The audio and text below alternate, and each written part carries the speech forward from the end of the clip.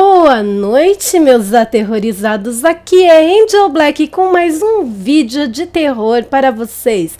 Mas antes de começar a história, peço para você que não é inscrito que se inscreva no canal, deixe aquele like para fortalecer e compartilhe com os amigos. Agora, se você não gostar, compartilhe com os inimigos e se vingue deles. E também não esqueça de tocar o sininho.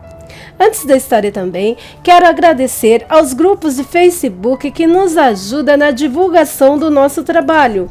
O grupo Casos Sobrenaturais, o grupo Clube do Terror e o grupo Terror Sem Fim.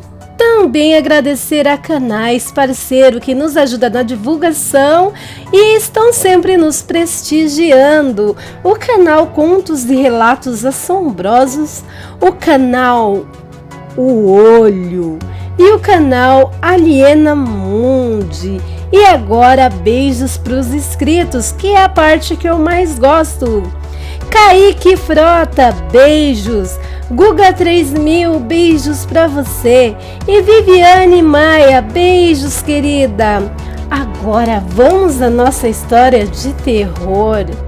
O título é O Espírito Zombeteiro. Vamos lá? Olá, meu nome é João Vitor, tenho 53 anos, sou médium espírita e o que vou lhes contar me aconteceu há mais ou menos 5 anos atrás. Como eu estava dizendo, há mais ou menos 5 anos bateu em minha porta um homem de mais ou menos 50 anos. Ele estava desesperado, pois, segundo ele me disse, ele estava sendo atormentado por um espírito zombeteiro.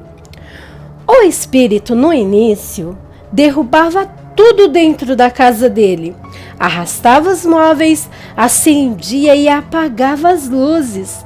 Mas com o tempo, as coisas iam piorando, ao ponto dele não conseguir mais dormir, pois o espírito puxava as cobertas de cima dele e até mesmo puxava os cabelos dele, chacoalhava a cama e quando ele abria os olhos, o espírito, em forma de um vulto humanoide e olhos vermelhos, olhava para ele e falava coisas incompreensíveis.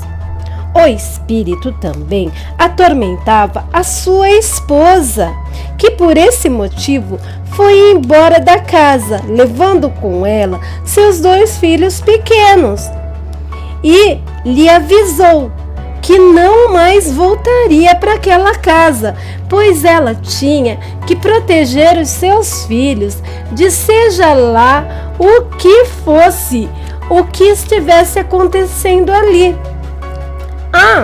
Vou chamar o homem do relato de Mateus.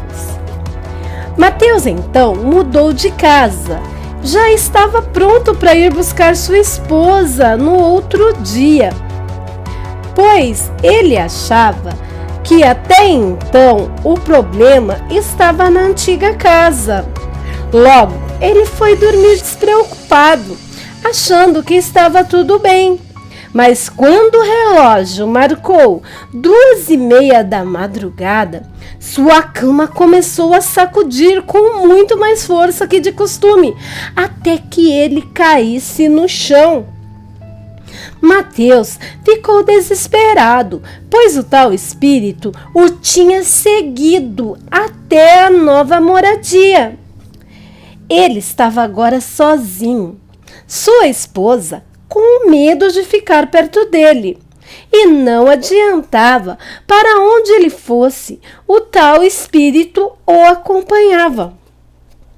Foi quando ele, que trabalhava em um hospital como enfermeiro, resolveu contar para seus colegas de trabalho o que estava lhe acontecendo, pois ele estava com olheiras horríveis e esses mesmos colegas queriam saber o que estava acontecendo com ele, qual era o motivo daquelas olheiras tão profundas.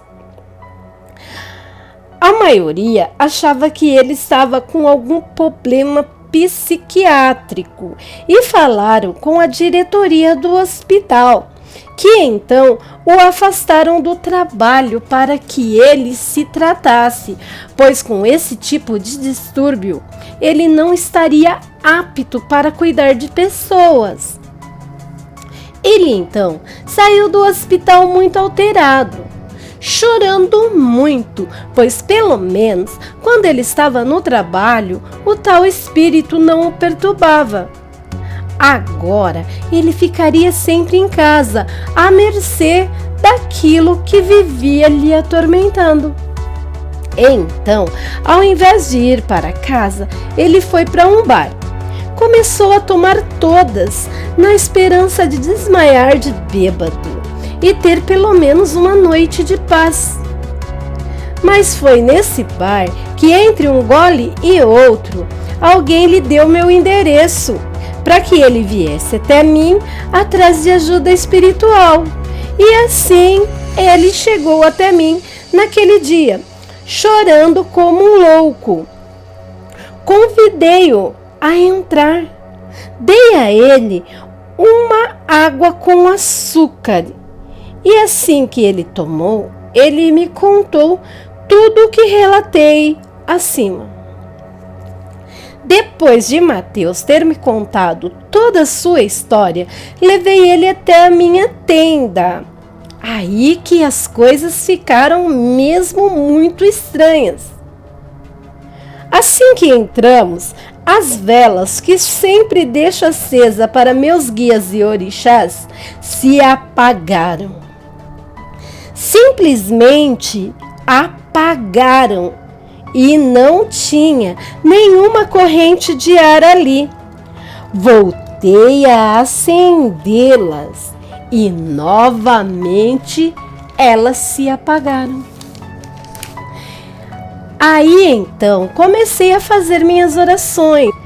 Eu implorei que meus guias ajudassem eu a poder ajudar Mateus a entender o que estava acontecendo com ele, e tornei a acender as velas. Dessa vez elas ficaram acesas, mas quando olhei para Mateus, ele estava paralisado, com os olhos arregalados e com uma expressão de pavor. Chamei pelo nome dele por várias e várias vezes, mas ele não me respondeu. Foi quando uma luz, um clarão branco invadiu a tenda e uma voz bem suave sussurrou em meus ouvidos: pegue as mãos dele. Eu prontamente fiz o que a voz me mandou. Quando peguei nas mãos daquele homem, entendi tudo. Eu estava conseguindo ver tudo que ele via. Ele estava paralisado, porque agora ele estava vendo o espírito que o atormentava. Mas agora não era mais um vulto, dava para ver nitidamente. Era uma jovenzinha de uns 13 ou 14 anos. Ela estava toda ensanguentada, cheia de hematomas, e agora as palavras, antes incompreensíveis, começaram a fazer sentido. Ela olhou bem fundo nos olhos dele e disse: Por quê? Por quê, Mateus? Eu nunca te fiz nada. Comecei a visualizar a jovem brincando de esconde-esconde com os amiguinhos e Mateus de olho na janela da casa dele. Logo, ele percebeu que a menina se escondeu em um lugar deserto. Ele foi atrás da jovem, tampou a boca dela, sufocando-a, arrastou ela para um terreno baldio e tentou abusar da menina.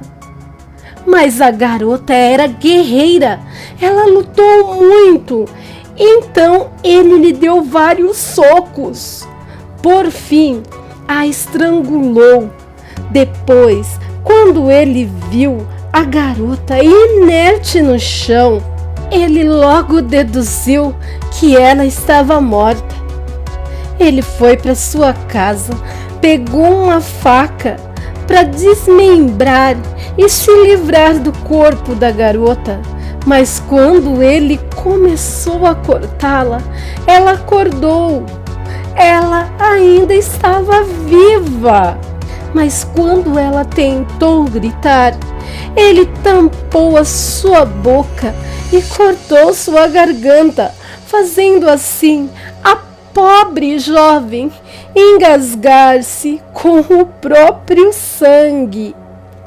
Logo, ela levantou os olhos, cheio de lágrimas, e perguntou de novo: "Por que, Mateus?" Esse rapaz saiu do transe, soltou a minha mão e saiu correndo porta fora da minha casa. Mas assim que ele foi atravessar a rua, um caminhão o atropelou, bateu em cheio nele. E apesar dele ser socorrido, ficou hospitalizado em agonia por mais ou menos uma semana. Mas, numa manhã, ele teve uma hemorragia interna e morreu sufocado com o próprio sangue, do mesmo jeito que ele fez com a pobre jovem. Nunca, mas nunca mesmo tive coragem de contar essa história para ninguém, pois a maioria das pessoas não acreditam em visões espirituais ou algo do gênero. Mas, por outro lado, ele também já pagou pelo seu crime. Agora é entre Mateus e o Criador. Sempre rezo pela alma daquela jovem e espero do fundo do meu coração que ela tenha encontrado a luz. Obrigado por contar meu relato. Beijos. Só peço que me mantenha no anonimato. Meus aterrorizados, que história triste. Quando comecei a ler o relato, eu estava com dó do tal do Mateus. Mas depois acabei vendo que a garotinha só queria se vingar de tudo que ele tinha feito para ela. Ou melhor, não queria se vingar, queria entender o porquê, mas que isso nos sirva de lição. O castigo sempre vem. Boa noite, meus aterrorizados, e tenham bons sonhos.